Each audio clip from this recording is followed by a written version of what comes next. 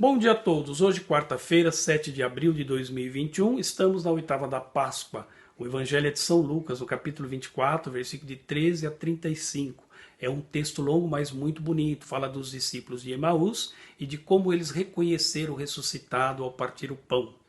Como eu disse ontem, aquele dia, o primeiro da semana, foi um dia longo, mas de grandes e boas surpresas. Aqui já estamos no fim da tarde. 2 discípulos deixam Jerusalém e voltam para casa. Estão tristes, estão desanimados, estão chocados com os últimos acontecimentos. Certamente acompanharam de perto a paixão, a morte na cruz do seu mestre e senhor. Então agora ficar fazendo o que em Jerusalém? Não tem mais o que fazer ali, é voltar para casa e retomar a vida. Enquanto falava pelo caminho, eis que um forasteiro os alcança, entra na conversa, e eles estavam tão cegos que não perceberam que era Jesus. E Jesus então pergunta a eles, o que vocês estão discutindo pelo caminho, né? Ou até de quem vocês estão falando?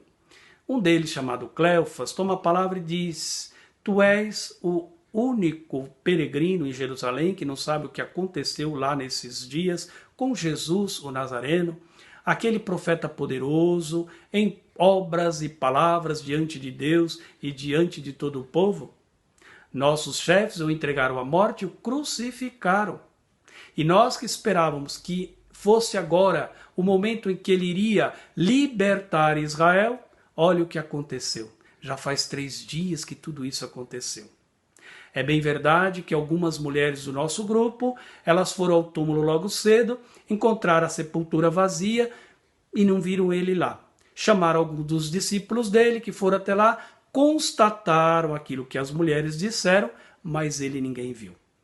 Em outras palavras, né? Acreditar nas mulheres, eles não iam jamais acreditar.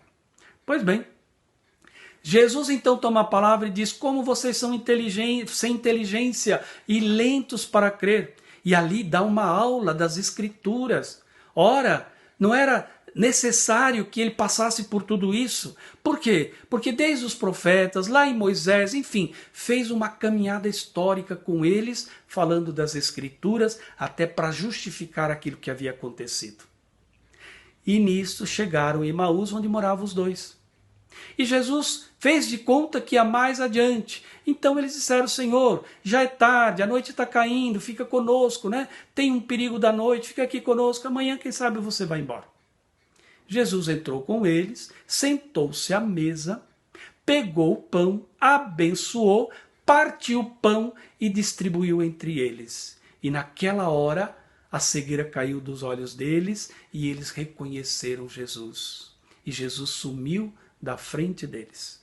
E um disse, não ardia nosso coração quando ele falava conosco das Escrituras?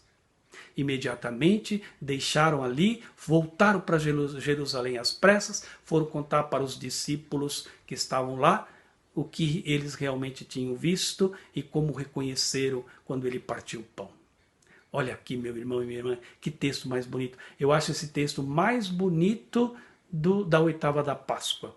Porque aqui é fazer um pouco esse caminho dos discípulos, a tristeza, a angústia, a dor, o sofrimento. Eles estavam cegos, como diz o texto. Muitas vezes a gente fica assim também.